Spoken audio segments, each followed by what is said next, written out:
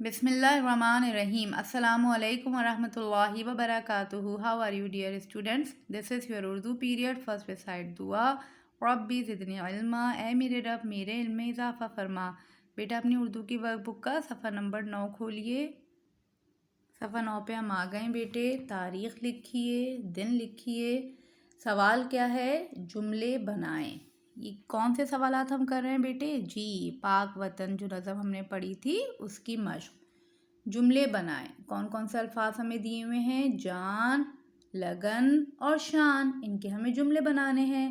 پہلا لفظ ہے جان. جان کا جملہ کیا بن سکتا ہے؟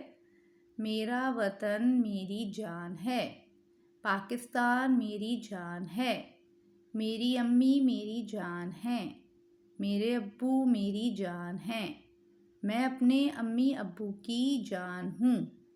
ٹھیک ہے، کچھ بھی لکھ دیجئے. کیا لکھ دیا میں نے؟ میرا وطن میری جان ہے. ٹھیک ہے. اس کے بعد ہے لگن. لگن یعنی کہ جذبہ.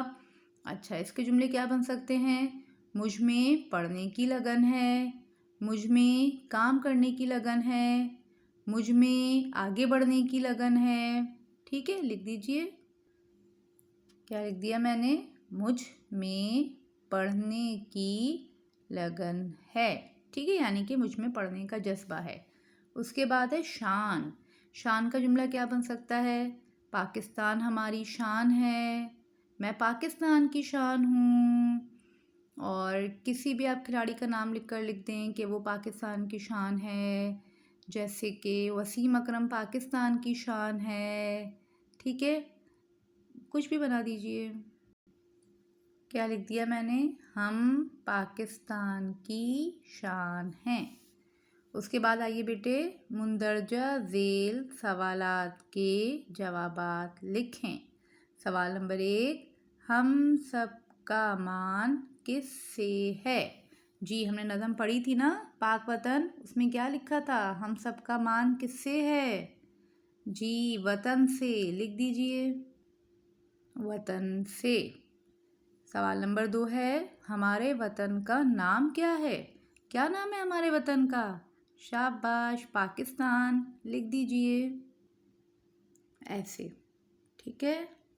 اس کے بعد سوال نمبر 3 ہے بیٹے، نظم کے شاعر کا نام لکھیں. یہ نظم جو ہم نے پڑھی اس کے شاعر کا کیا نام ہے؟